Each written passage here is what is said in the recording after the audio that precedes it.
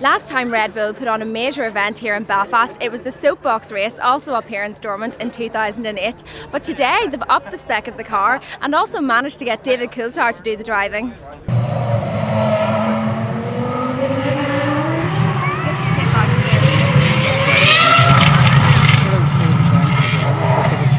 right, they have like a foam, like you actually share back and everything.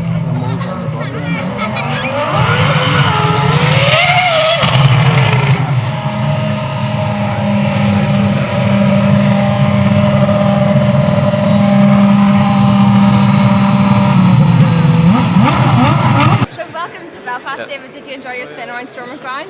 Yeah, I was very gentle and respectful because I was told that we have to respect the tarmac here. But I'm looking forward to. That's why you clip a corner there. Yeah, exactly. But I'm looking forward to tonight. We're going to be outside City Hall and hopefully. Well, we're going to take the Formula 1 downtown and hopefully we're going to see a good turnout of people. If the weather holds, then there's more chance of that.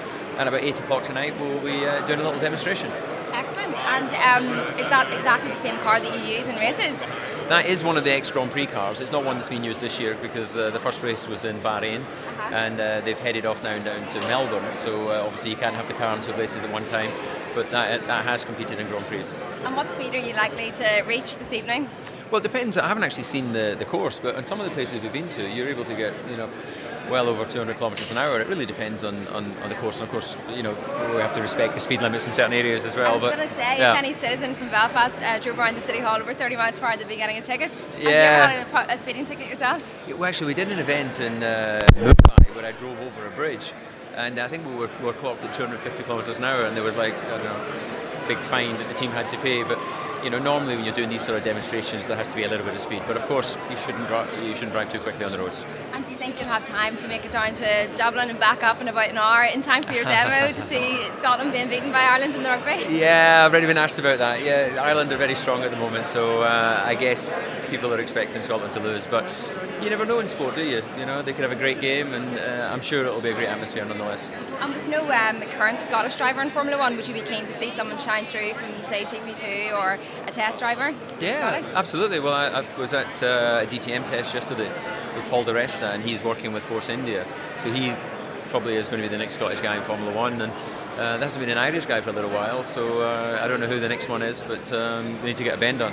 Yeah, hopefully. And since the new rules have come out for 2010, and historically teams have won races through refuelling strategies, and this isn't an option anymore. Yeah. Do you think Formula 1 will become more driver skilled again?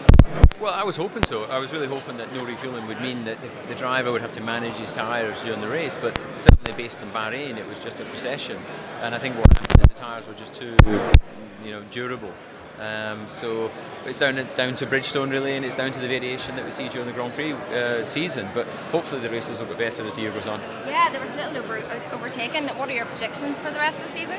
Well, certainly based on pace, Red Bull are up the front, which is nice to see. Ferrari, of course, are very strong. McLaren are probably next up, and then Mercedes with Schumacher and Rosberg. So curious to see how Michael will perform in in the real big races. But let's hope we see an exciting Grand Prix season. And are you aware that you have an impersonator on the internet? Have you heard of sniff.com? I haven't. No. I'm sort of I do a little bit of surfing the net and a bit of email, but I'm not really that much into it. I don't spend a lot of time there. And are you on Twitter or anything? Can we follow you? Well, I've just got set up with a Twitter site, and I did one posting which was basically saying, right, new technology, and I've never got round to doing any more, but I think I'll probably get into it, yeah. Well, you've certainly plenty of fans in Belfast, so enjoy your drive this evening. Thanks very much. Thank you very much, David. Cheers. Thank you. Bye-bye.